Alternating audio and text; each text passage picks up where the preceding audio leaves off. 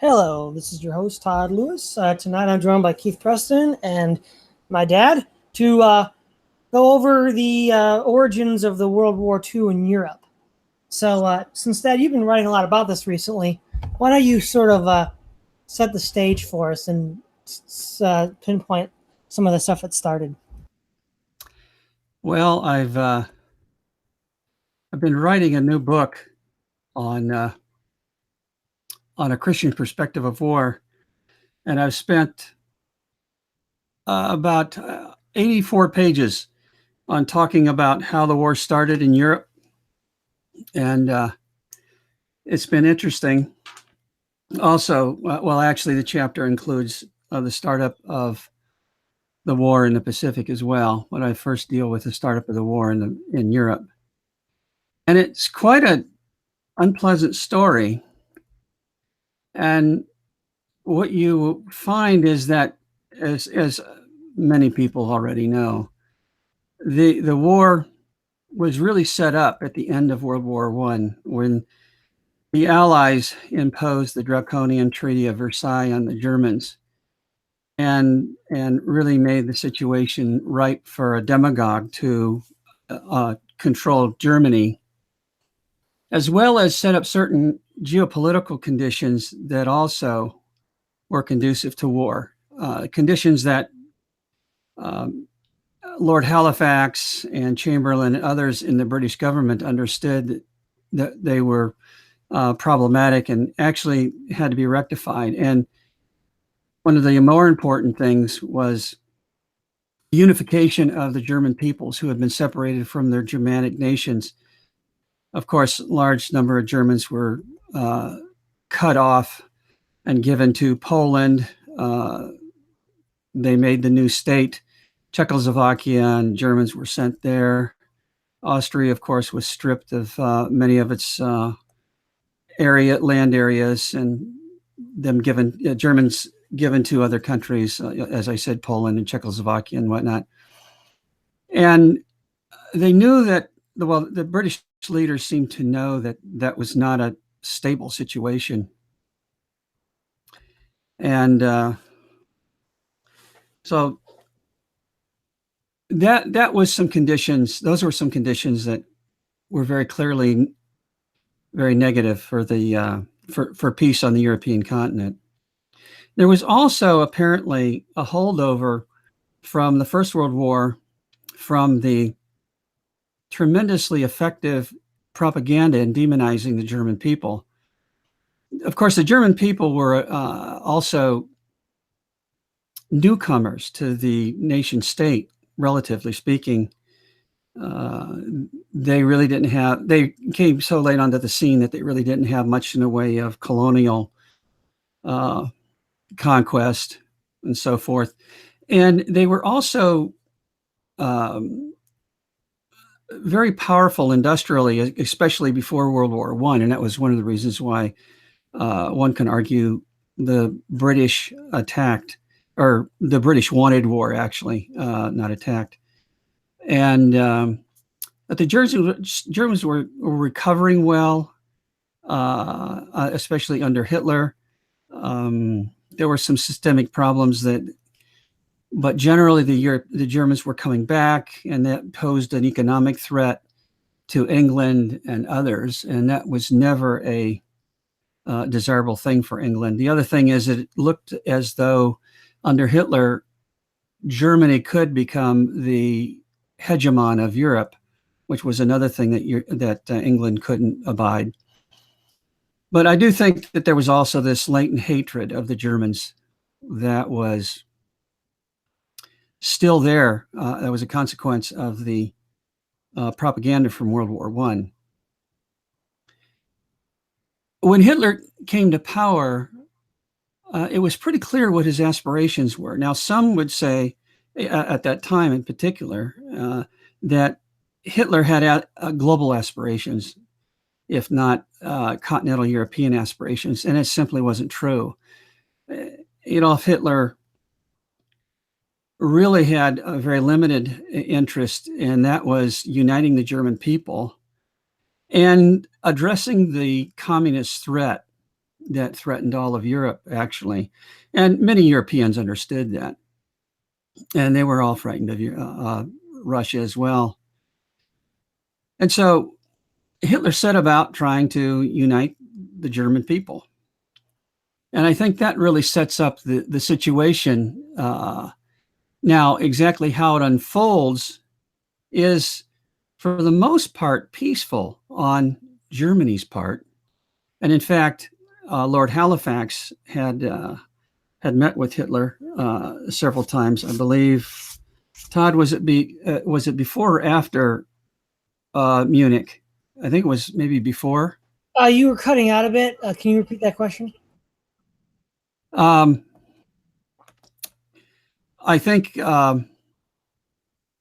Halifax maybe met with. I know he met with Hitler. Was it before or after Munich?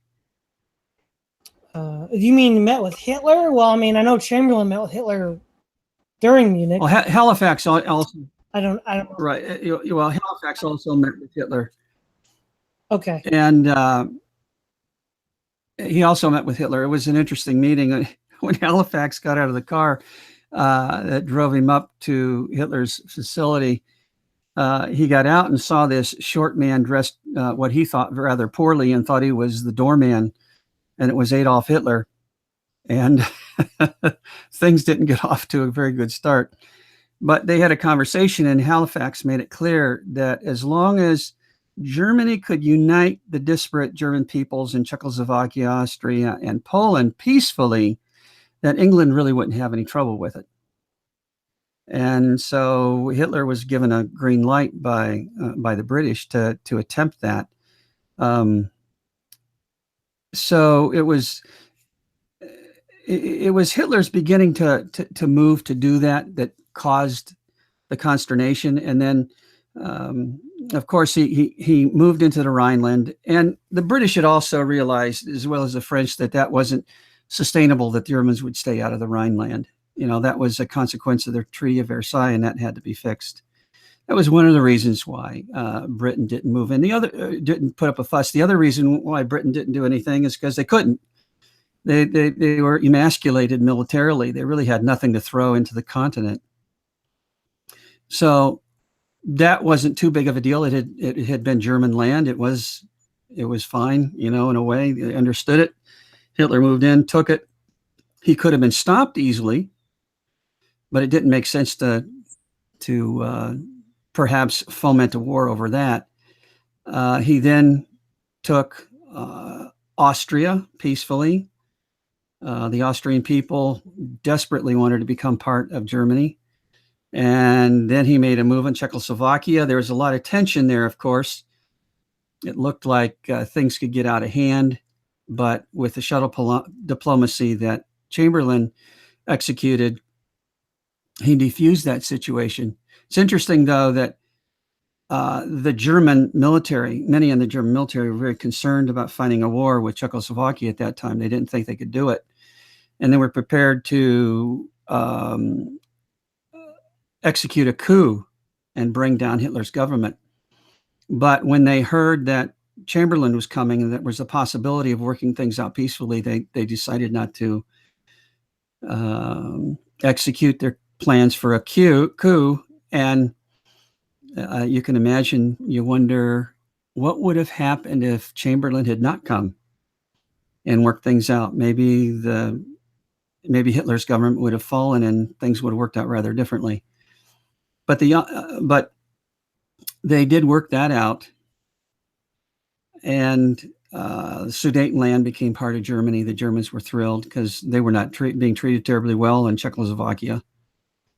And then, of course, you had the crisis with the rest of Czechoslovakia. I forget the chancellor's name, but the chancellor of what was remaining of Czechoslovakia came to Berlin. He was an older man. He had a heart attack when Hitler was excoriating him and threatening him. Hitler's doctor revived him, and he decided to get on board with Hitler's plan. And what was remaining of Czechoslovakia became a German protectorate. And there wasn't a violent war to acquire that region, and it didn't become actually part of Germany, but a protectorate. But that set off most importantly in the British government, Lord Halifax. And Halifax was furious. And he really, he came to Chamberlain and he said, you know, you're really screwed up. You're going to have to start listening to me with respect to the foreign policy. And Chamberlain actually said, yes, I'm going to do that. And behind the scenes, Lord Halifax was orchestrating British foreign policy from that point on, which became very, very hard line. And of course, that was helped by the Americans. The President Roosevelt really wanted to stop Hitler. Now, Hitler hadn't really done much at this point, and it was quite reasonable what he had done from the standpoint of what nation states do. And he just, for some reason, it's not clear, he really hated the Germans and wanted him stopped and even wanted to fight him. And he was pushing his ambassadors to Poland and Germany, or rather to Britain, to hang tough against Hitler. And in particular, if Hitler on Poland, he wanted that stopped. And he told Britain that basically he would back them up. And Britain then made assurances to Poland that they would take care of them. It's rather odd that Poland would take those assurances because England had nothing with which to back them up. And so that really set the stage for the war. And Germany invades ultimately because Poland will not give up the Danzig and give them access through a corridor, which was a very, very modest request. And it really was a request. In many ways, it was the Germans had said that the Poles could actually continue to be the primary beneficiaries of the economics that was taking place in Danzig and so forth. And they also proposed a military alliance to guarantee Poland's borders against Russia, the Soviet Union, which both Germany and Poland were very frightened of at the time. And it's interesting, despite the fact that in 39 and 38, the Germans were progressively, the Germans in Poland were progressively being treated worse and worse.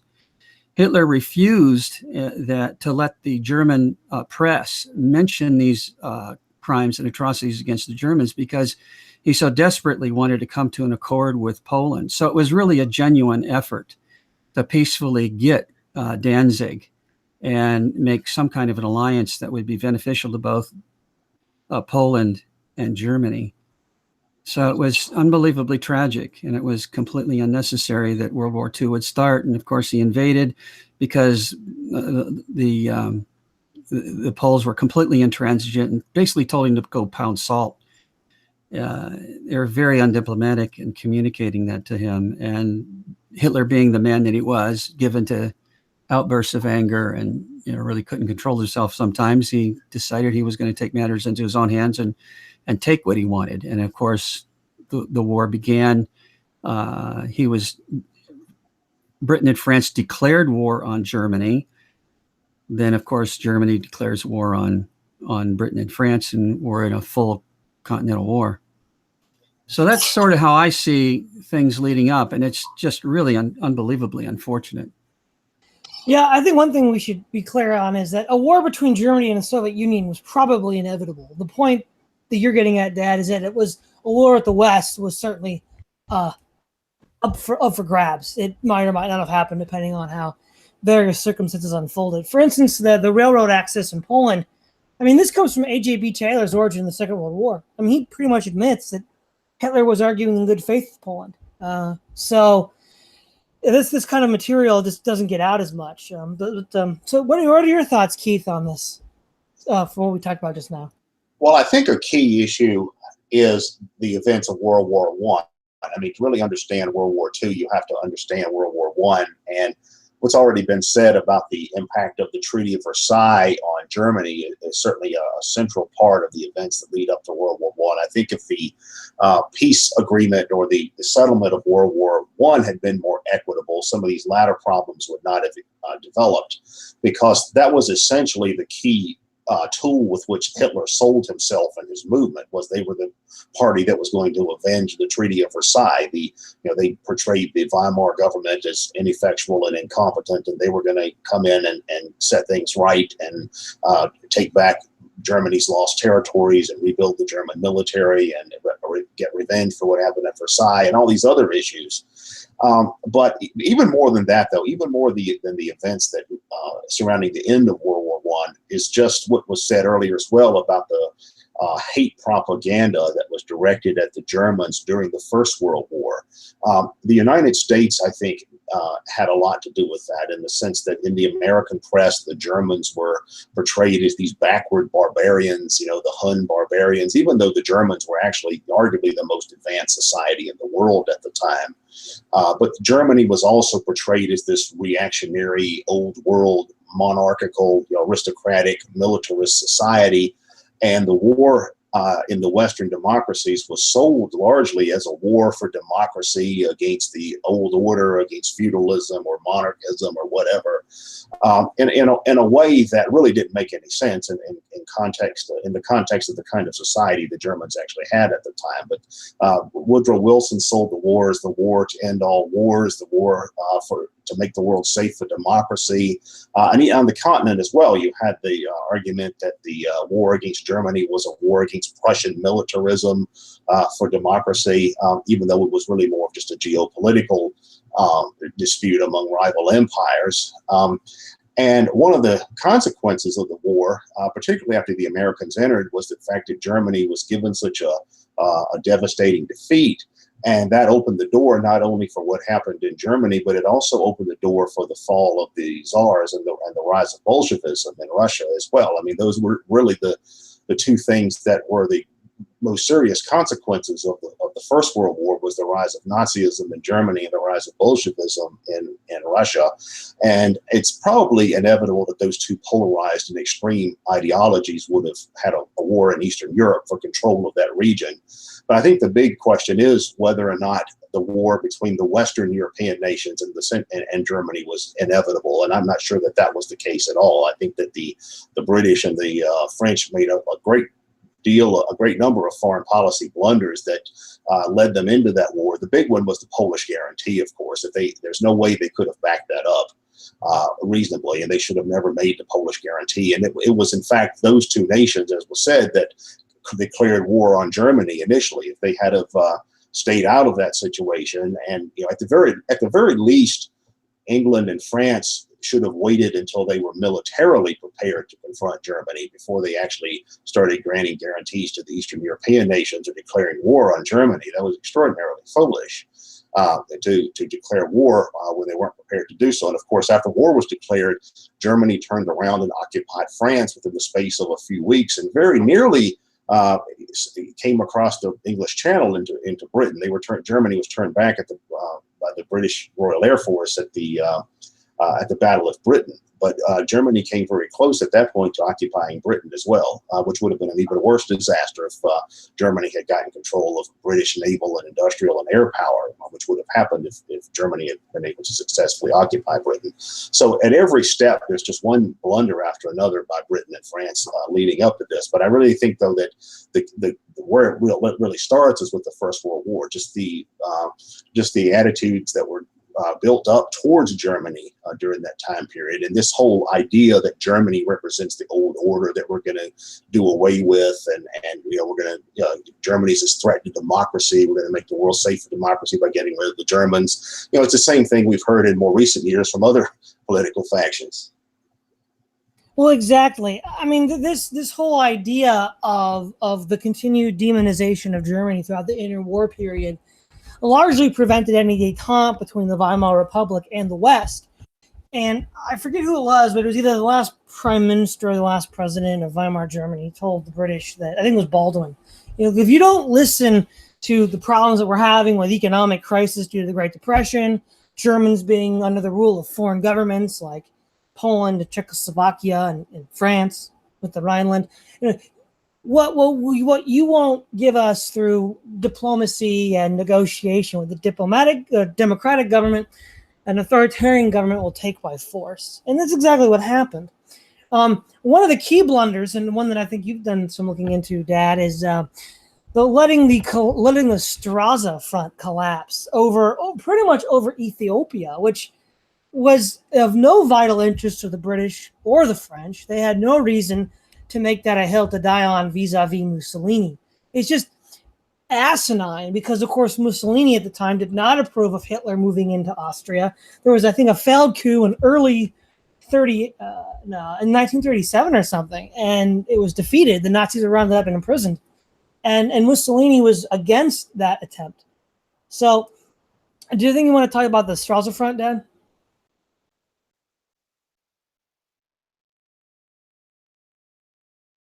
Oh, you'll need to unmute yourself. Sorry, yeah, sorry about that. I didn't unmute the mic.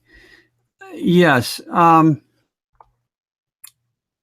me get to my notes here in my book. Oh, can you hear me? Yeah, we can hear you, Dad. All right, sorry about that. Let me get to my notes here on the Straza front. There were a number of diplomatic blunders beyond the. In addition to the Straza front, there was the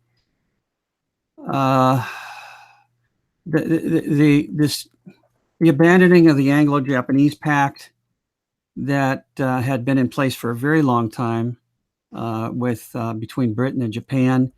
And Britain set that aside at the insistence of the United States, and a new treaty, the Four Powers Treaty, was instituted. Japan was not happy, and that sort of cut loose Japan to do its own thing and invade China and so forth. The Straza front, of course, was with Italy, France, and Britain.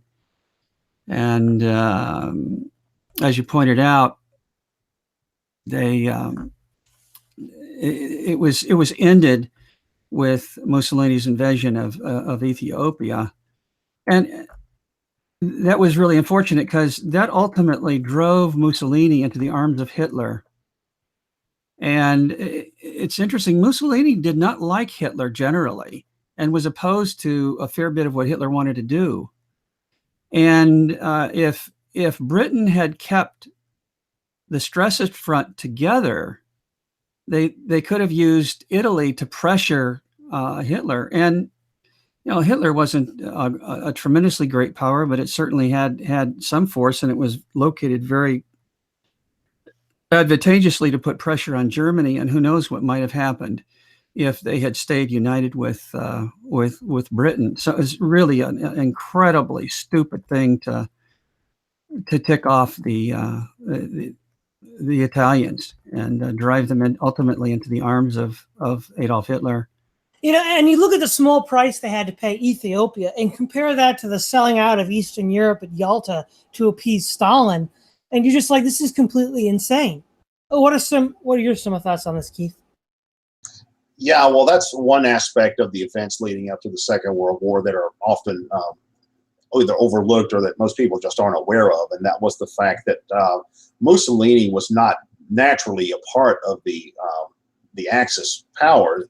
He was initially opposed to Hitler and was in conflict with Germany over a number of things. And it wasn't until the Ethiopian invasion that he started moving over towards an alliance with Hitler, largely because he had been rejected by the Western powers because of that. But that gets to another point, and that was the actual role of fascist movements on the European continent during the interwar period. Most people today, when they hear the word fascist, they automatically think of Hitler because he's considered to be the prototypical fascist dictator or whatever. But Nazism and fascism are not really the same thing. The fascism was this kind of revolutionary nationalism that was, on one hand, it was very futuristic and modernistic, but it was also big on tradition and the glories of the past and that kind of thing. It was kind of a revolutionary anti-liberalism or something like that. And you had fascist movements throughout Europe and in various countries. It was really in Italy that the fascist movement started and actually took power and created a state. but you had movements like that in different nations as well. And you also had the rise of these, what Stan Payne calls the para-fascists, that is, these kind of right-wing nationalist dictator types that weren't really fascists, but they had a lot of the symbols and trappings of fascism, like the open palm salutes, like Franco and Salazar and some of these people. But these movements were proliferating throughout Europe, but none of those were actually particularly friendly to German National Socialism. In fact, during the World War II, whenever Germany would actually occupy a European nation, they would usually bypass the local fascist parties, and they would actually co-opt loyalists within the existing government and in the existing military in places like Romania and Poland and all those places, because they thought these fascist parties were unreliable and maverick and too unpredictable and violent and things like that. So that was a big part of this, I think, is that this war was sold as this war against fascism, even though Nazism was a somewhat separate phenomenon from fascism. But it would have been easy enough, I think, or at least the possibility would have been there for the Western powers to eventually isolate and contain Germany if they had played their cards better in terms of their relations with all of the other nations in Europe, including Italy. Italy would have been a key player in this. What happened was the Western powers more or less guaranteed that Hitler would end up becoming the sort of the voice of the Central European nations that viewed themselves as in conflict with Western imperialism. And of course, that was a big part of Mussolini's ideology anyway, this idea that Italy was a poor Southern European nation, a proletarian nation that was in conflict with the wealthy Atlantic capitalist powers. It was sort of a reworking of Marxism, where it was given this kind of nationalistic spin. But there was no reason whatsoever why these continental European fascist powers or para-fascist or right-wing nationalist powers would have ever been pushed into the Axis camp. I mean, even Salazar and Franco really didn't like Hitler.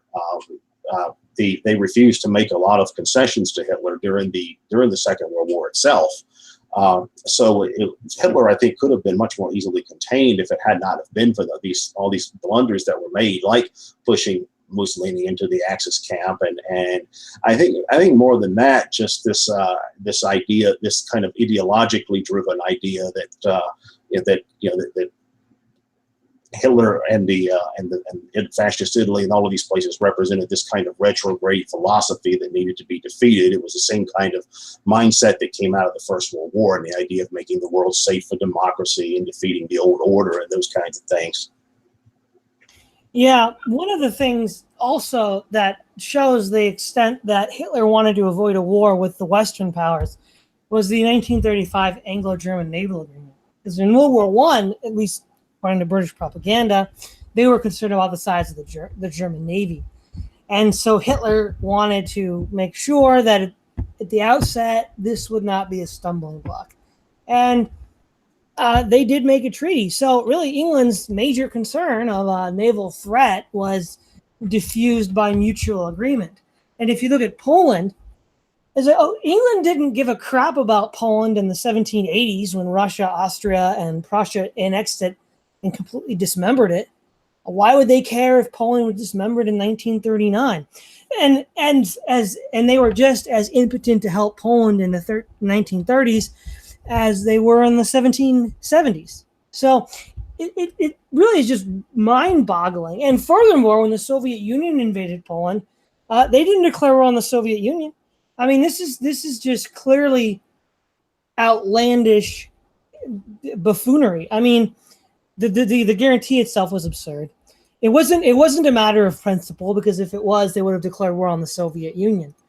And then they ended up losing Poland after World War II anyhow. So Poland really, at this point, when the stated objectives are so radically different from the outcomes, you have to ask the question, were those stated objectives ever really the objectives in the first place? So what are your thoughts on that, Dad? Yeah, you're absolutely right. And It is in many ways inexplicable how it started, given that it really wasn't in Britain's interest and certainly not France's, because they knew they knew that the day that they declared war on Germany, they would literally destroy the Western European continent, and far more people would die. So it's just that alone is remarkable. But one of the things we can't underestimate, and I have some quotes from President Roosevelt in regard to this, we can't underestimate the push that was coming from the United States really to get into war. And that's really the only way that you can read Roosevelt's speeches and things like that. And here's a little bit from his speech on October 5th, 1937.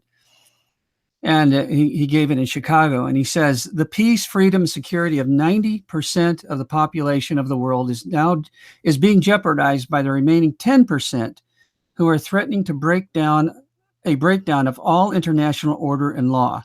Surely the 90% who want to live in peace under law and in accordance with moral standards that have received almost universal acceptance through the centuries can and must find some way to make their will prevail. It seems to be unfortunately true that the epidemic of world lawlessness is spreading. When an epidemic of physical disease starts to spread, the community approves and joins in a quarantine of the patients in order to protect the health of the community against the spread of disease. Well, you're going to do that by force, right? There's also very interesting record of what was going on behind the scenes in Joseph Kennedy's journal and record. No, it wasn't Kennedy. It was Forrestal. Yes, but I'm talking. It was Kennedy's. Yeah, it was Forrestal's diary, and it's Kennedy's communications with Forrestal. And this is how Forrestal recorded things. Played golf today with Joe Kennedy. He was Roosevelt's ambassador to Great Britain in the years immediately before the war. I asked him about his conversations with Roosevelt and Neville Chamberlain from 1938 on. He said Chamberlain's position in 1938 was that England had nothing with which to fight and that she could not risk going to war with Hitler. Kennedy's view was that Hitler would have fought Russia without any later conflict with England if it had not been for Bullitt's, that's William C. Bullitt, the ambassador of France, his urging on Roosevelt in the summer of 1939 that the Germans must be faced down about Poland. Neither the French nor the British would have made Poland a cause of war if it had not been for the constant needling from Washington. Bullitt, he said, kept telling Roosevelt that the Germans wouldn't fight. Kennedy thought they would, and that they would overrun Europe. Chamberlain, he says, stated that America and the world Jews had forced England into the war. In his telephone conversation with Roosevelt in the summer of 1939, the president kept telling him to put some iron up Chamberlain's backside. Kennedy's response always was that putting iron up his backside did no good unless the British had some iron with which to fight, and they did not. What Kennedy told me in this conversation jives substantially with remarks Clarence Dillon had made to me already, to the general effect that Roosevelt had asked him in some manner to communicate privately with the British to the end that Chamberlain should have greater firmness in his dealings with Germany. Dillon told me that at Roosevelt's request, he had talked with Lord Lothian in the same general sense as Kennedy reported Roosevelt having urged him to do with Chamberlain. Lothian presumably was to communicate to Chamberlain the gist of this conversation with Dillon. And later in January 4th, 1939, in an address to Congress, Roosevelt says, there are many methods short of war, but stronger and more effective than mere words of bringing home to aggressor governments the aggregate sentiments of our own people. And let's see. Oh yeah, this is in January 31st, 1939, at a secret conference with the Senate Military Affairs Committee at the White House, Mr. Roosevelt told the senators, our frontiers are somewhere in France. that he was working closely with Britain and France, and that he meant his statement of action more effective than words, that the United States must get into the fight against dictators. As the meeting was confidential, the half dozen senators, as was inevitable, promptly relayed details of it to their friends. The White House violently denied this latter statement, but newspaper correspondents reported it as authentic. On the floor of the Senate, the president was denounced for secretly trying to commit us to war. I mean, I don't know that we can really underestimate this hidden pressure through the American ambassadors to get Germany to war, or Britain to war with Germany. America at this point is casting an enormous shadow over the world, and it's going to be tough not to listen to them. And given the predisposition at this point, of Lord Halifax to go to war and stop Germany, those two made evidently a really bad combination. Yeah. What are some of your thoughts on that, Keith?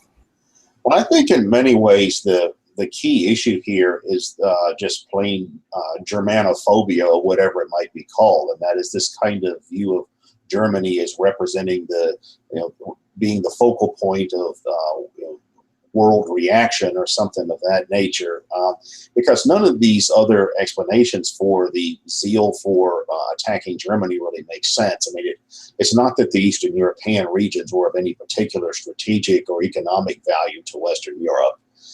It's not that going to war with Germany was really in the interest of any of the Western nations from a military standpoint. It wasn't that the German regime was authoritarian or whatever. I mean, certainly, because the same was true of the Russians and many other states during that time period.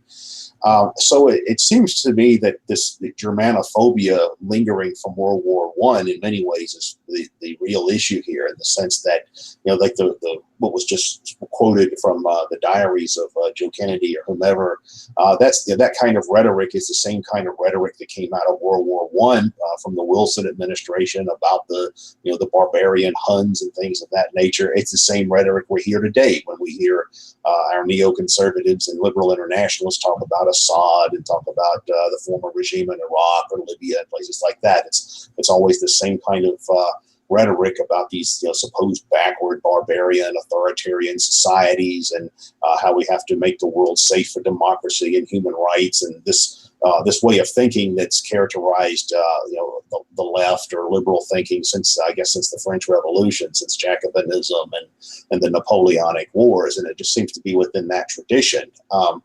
And because of World War I think that at this point Germany had come to personify the center of world reaction. Again, to use another contemporary analogy, it's the kind of rhetoric we hear about Russia today. Nowadays we hear a lot of people talking about how Russia is the center of world reaction, or the world fascism, or whatever. And Germany was the focus of that kind of animus at that point. And it seems to be that this was really in many ways an ideological war by the Western liberal states and by Soviet communism as well, against Germany for that reason. Oh yeah, totally. Why don't you walk us through, Dad, the lead up to the U.S. entry in the war and all the skullduggery Roosevelt was up to? Yeah. Well, just continuing from this section I was reading from, one of the things I have here is that following that speech that I read, not the speech, but the summary of that one meeting of the war plans office for the war plans officer for the Chief of Naval Operations. That was Vice Admiral Richmond K. Turner, talking about what Hitler said, or what Roosevelt said in that private meeting. He actually said that on June 2nd, 1941. So the war in Europe had already started, but we're not involved yet. And immediately after that, on July 7th, 1941, we occupied Iceland, Trinidad, and British Guiana. And our Navy also began to protect convoys of war material to Britain. Also on July 9, 1941, orders were given to fire on German submarines when sighted. At this time, we effectively sought to sink German submarines, even though they had not attacked any U.S. vessels. clearly Roosevelt wants to provoke Hitler into war. Earlier that year, Lend-Lease was passed by Congress on March 11th, 1941, and the Lend-Lease bill enabled the U.S. to send food, oil, and material to nations at war. And this included aircraft, naval vessels, and ordnance. And the nations, of course, that were supplied were Britain, France, China, and later the Soviet Union. Harold Ickes, Secretary of the Interior, had a similar desire on January 31st, 1939, in a secret conference of the Senate Military Affairs Committee. In his letter of June 23rd, 1941, to President Roosevelt, he said, to embargo oil to Japan would be as popular a move in all parts of the country as you could make. Recent expressions of sentiment have demonstrated how people feel on the subject. There might develop from the embargoing of oil to Japan such a situation as would make it not only possible but easy to get into the war in an effective way. And if we should thus indirectly be brought in, he's talking about into the war in Europe, we would avoid the criticism that we had gone in as an ally of communistic Russia. Secretary Ickes expressed a similar view in his diary dated October 18, 1941, where he says, for a long time, I have believed that our best entrance into the war, that is in Europe, would be by way of Japan. And of course, if we go to war against Japan, it will inevitably lead us to war with Germany. And so, it's very clear what these men are thinking. So let's see, there's other things that I have here. On November 25th, 1941, we're still not in the war, right? It's getting close. The day before the ultimatum was delivered to Japan, a meeting of the War Council was held. All the important personages were President Roosevelt, Hull, Stimson, Knox, Marshall, and Stark. At the Pearl Harbor inquiry, Stimson submitted the following from his notes taken from the meeting. The question was how we should maneuver them into the position of firing, that is Japan, into firing the first shot, without allowing too much danger to ourselves. Also, Stimson says in his diary, when the news first came that Japan had attacked us, my first feeling was of relief that the indecision was over with the crisis, and that the crisis had come in a way that would unite our people and ultimately get us into war in Europe.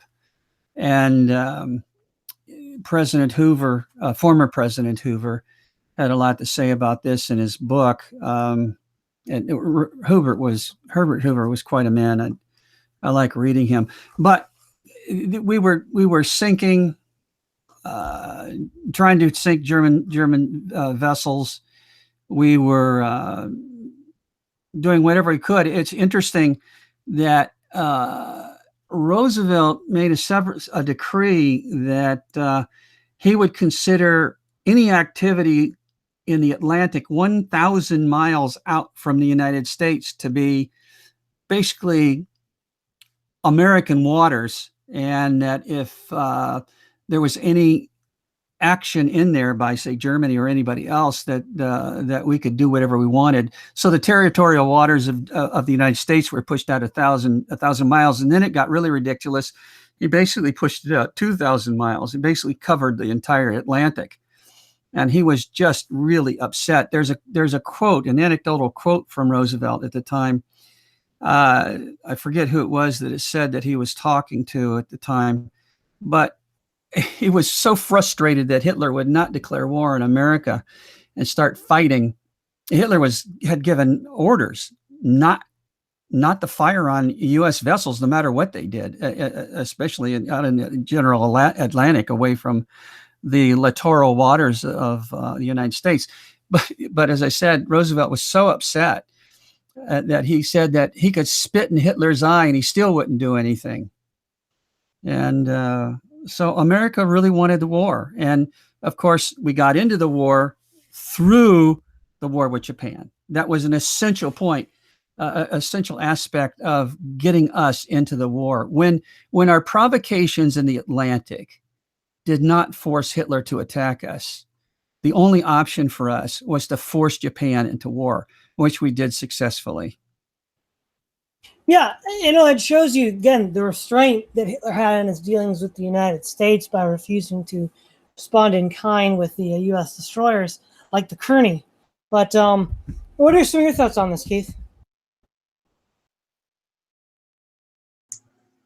I think that that what you just said, Todd, is key, and that is the ways in which Hitler actually dealt with the Western powers. The conventional narrative that we get is this narrative where Hitler is this madman who's trying to take over the entire world, that he's knocking off one country after another, and that's not how it happened at all. There's no evidence that Hitler had any direct plans to attack the Western nations. He was interested in reclaiming lost German territory in the East and uniting the ethnic Germans under his rule and eliminating Russian communism. The racial ideology of the Nazi Party was such that they considered white, Scandinavian, Western European Americans to be Aryans. They viewed them as being of the same race. They didn't view the Eastern Europeans and the Russians in that same way. They viewed the Eastern Europeans as a Slavic sub-race. They viewed the Russians as these Asiatic barbarian hordes. But they didn't, the Germans, the Nazis didn't view the French, the English, or the Americans in that way at all. So they would not have had this kind of racial animus towards the Western countries that they did towards the Eastern countries.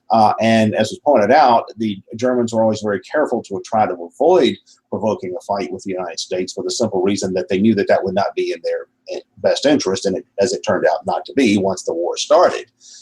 So they certainly, I think, wanted to corrupt. I think the German foreign policy during that period was about consolidating the Nazi Empire in Eastern Europe. The whole Anschluss type of was it living space, whatever the German word. Lebensraum. Yeah, Lebensraum.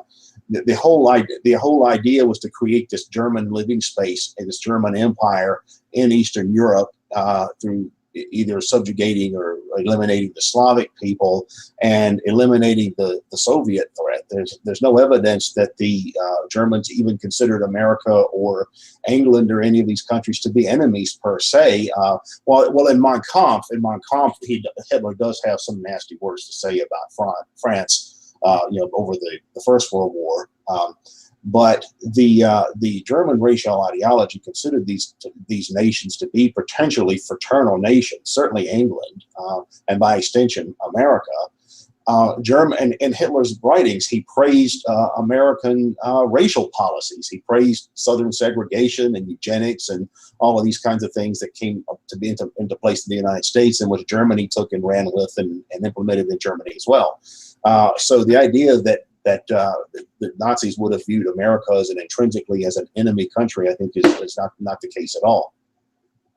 Well, yeah, and this really gets to the point here, is that I don't know how to describe the sheer blindness of the Western democratic leaders of France, England, and the United States to the threat of the Soviet juggernaut. I mean, anybody with half a brain looking at military developments in Europe, comparing Hitler to Russia, there's just no comparison. For instance, the Germans, they were short of two crucial resources, steel and oil. In Europe, they could only get steel from Scandinavia and oil from from Eastern Europe and Romania. And if those areas had been kept out of their control, the German war machine would have just ground to a halt. And of course, they didn't have access to things like rubber and tungsten, which were important for other industrial aspects. Russia was awash in these resources, had twice the population. Military armaments production is just, it's off the charts. I think, by 1944, I think the Russians produced more weapons than Germany produced in all the years that Hitler was in power. So, it was insane. By the time the United States intervened, in December 13th, I think it was, after Hitler declared war on America, the Soviet Union had already built the world's largest army in history. The idea that Germany was a threat, the global threat, is laughable. It's a farce. It was a threat to France and some of its neighbors, sure, but it wasn't a global threat. in the way that the Soviet Union was. And we see the hypocrisy most clearly with the invasion of Poland. They didn't invade, they did not declare war on the Soviet Union for invading Poland. And furthermore, when the sovereign nations of Lithuania, Estonia, and Latvia were annexed by the Soviet Union, the Allies didn't mention a peep. When they invaded the sovereign state of Finland, again, nothing. They just sucked it up. So, where does it get off that Soviet territorial aggression is acceptable, but say not Mussolini in Ethiopia or Hitler in Austria? Especially given the fact that Austria wanted to be united to Germany, and if there had been a plebiscite in 1918, Austria would have voted to join Germany at the end of World War I. So that's the great mystery. Why the Western powers were so blind and supportive of the Soviets. Now, in the United States, I think part of the explanation is due to Soviets' infiltration and spies. We have the Venona reports have come out demonstrating the Soviets had thoroughly infiltrated the U.S. At the highest levels of political decision-making. One of the key documents used to get us into the war with Japan, the Tanaka Memorials, was a communist forgery. That was revealed in the 90s. We also have a couple of books by M. Stanton Evans, which points out the Soviet infiltration of espionage and spies of the United States. Herbert Hoover's book, of course, Freedom of Trade, opens up with a description of this. That can explain part of it, but the Western powers knew the kind of terror that the Leninist, Bolshevik, Stalinist regime was capable of. During the Civil War, Allied forces had seen areas recently liberated from the Bolsheviks. They saw the terror and bloodshed that would take place. Plenty of expatriates living in Paris during the 20s and 30s, both Jewish and Gentile, coming out of the Soviet Union. There's no excuse for the Allied treatment. And I think this is where the true failure and blunder of Allied policy comes from. They just assumed the Soviet Union, A, didn't exist, or B, if it did exist, could be reasoned with and was just like any other nation, even though it was led by a paranoid megalomaniac, Joseph Stalin, who literally was bent on world domination. What are some of your thoughts on that, Dad? Well, yeah. Well, my phone's ringing here. I'll let Mom pick it up. Yes, the hypocrisy is really something to see. And it's fascinating that it's not really picked up. I mean, it's this 900-pound gorilla in the room, and no one really deals with it. I mean, the only nation that really had global aspirations was the Soviet Union. It's an international idea, right? They want to export communism everywhere. And they were the threat. And as you pointed out, they had spent an enormous effort in building a fantastic army that far exceeded the size of the German army and even America and Britain at the start of the war. American industrial might fix that, but it was a massive war machine, and it was poised to go into Europe. I mean, let's face it. There were like 250 Soviet divisions on their frontier. I think it was closer to 300, but yeah. Yeah, it was an enormous number of divisions, and it wasn't there just to stop Hitler. It, as you've pointed out in some of our discussions, their disposition was that of an attack, and Suvorov, in his book Icebreaker, and another new book that he wrote, I just bought it, I got to read it. He points out that that essentially Hitler's attack against the Soviets prevented a Soviet attack into Western Europe, which is rather remarkable, and I think it's quite likely. Of course, this certainly doesn't serve the view that the court historians have written for us, but it's quite clear. The other thing is, I know this isn't the main topic, but Hitler's attack of of the Soviet Union was really born out of his need to protect the Ploeshti oil fields. I mean, not only would Germany be defenseless, but they wouldn't have any economy if they'd have lost the oil reserves that they had and the oil source that they had in Ploeshti oil fields. But the Soviets were the real threat. I mean, they had already killed millions of their own people.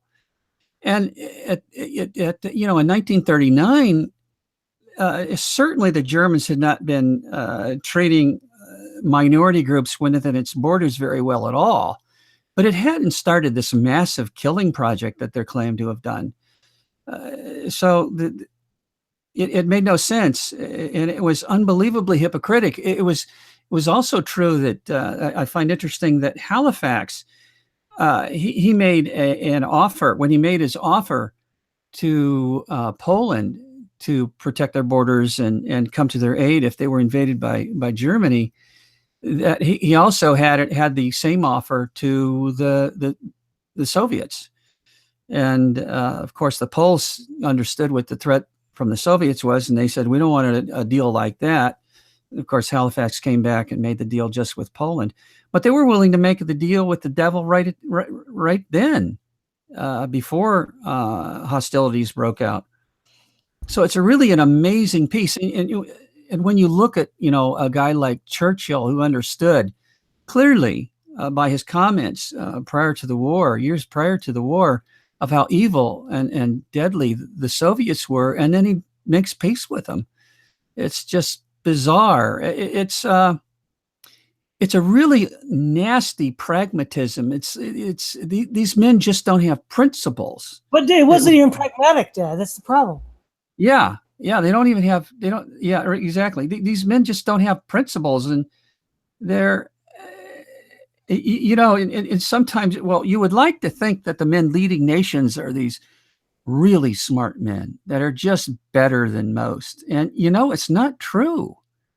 I mean, it's not true today in America, and it wasn't true in Europe at the time or anywhere else. It's remarkable to see how hypocritical they are and how short-sighted they are, and the death that they then bring because of what they do. It's very disturbing. Yeah, what are some of your thoughts on that, Keith? Well, as far as the role of the Soviet Union in the events leading up to World War II, that's important as well for a lot of reasons. But the thing is, the Soviet state viewed itself as a revolutionary state, and it viewed its objective as fomenting communist revolutions all over the world. That's part of their ideology. The idea that the whole world will eventually be communist, and because they were the world's, I guess at the time, the only communist regime in the world, they viewed themselves as the leadership of the world communist movement. They didn't view themselves as merely the leadership of a nation. That was a side issue. They were leadership of this international movement. Again, it's the same kind of thinking that came out of the French Revolution, this idea of a world revolution for this kind of set of ideological principles. But after Lenin died, of course, many people know that there was the dispute between Stalin and Trotsky over who was going to be the successor to Lenin. And a principal area of disagreement between the two was Trotsky wanted to move more aggressively to export the communist revolution around the world, whereas Stalin thought that was a bad idea from a tactical perspective. He wanted to build up the Soviet state first, and by extension, the Soviet military. But by the time that World War I began, that World War II had began, he had largely done that. He had largely achieved the goal of developing Russia into this modern industrial state and building a mass army, a huge army. The Red Army was a huge army. The Red Army probably took more casualties than just about anyone else in the Second World War. A lot of Americans have this idea that it was the Americans that defeated Nazi Germany at Normandy and all of that. And certainly the United States had a lot of casualties in that war, about 300,000 deaths. But the Soviet Union had tens of millions of deaths in that particular war. I think something like 4% of their population or something like that, maybe more than that. So the Soviet Union was certainly a formidable power at this point. And Uh, if the Western countries had simply allowed the Soviet Union and Nazi Germany to fight it out in Eastern Europe, it's unlikely that the Germans would have turned around and invaded Western Europe, because there would have been no reason for them to do that. It would have been strategically foolish, because it would have served no purpose militarily. It simply would have been an extra another front they had to fight a war on, and that in fact was part of the problem that Germany had in the war. They were trying to fight on multiple fronts at once. If they had been simply fighting in the east, I think they would have gotten bogged down into this long-standing conflict with the Soviet Union, and probably would have fought to a stalemate eventually, or the two sides would have just obliterated each other, or something would have happened. But that would have created breathing space for the Western countries to stay out of or Western European countries and the United States to stay out of the war in Europe. But that was an option that was never even considered. As we said before, it seems as though the Americans and the French and the British wanted there to be a war with Germany. And again, it seems to serve no strategic or geopolitical purpose. It seems to have been more simply Germanophobia, the view of the Germans as the tribal enemy, and reinforced by ideology, this kind of ideology that viewed Germans as the center of world reaction and backwardness and things like that. Yeah, I think to wrap it up, because we're nearing the end of the hour, the main point I think the takeaway is that the claims that political realists would make, like Pat Buchanan and others, is that if you're going to be playing international politics, you don't want a bunch of utopians in charge, because their actions are motivated not by anything rational or by external circumstances.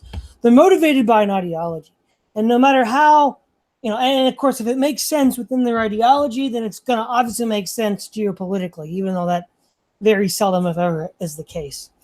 And I think with the British and Americans especially, we see this democratic self-determination ideology that they just were stuck in on that, and they saw these sovereign states after World War I being gobbled up one at a time, and they just couldn't get beyond this very superficial analysis of the situation.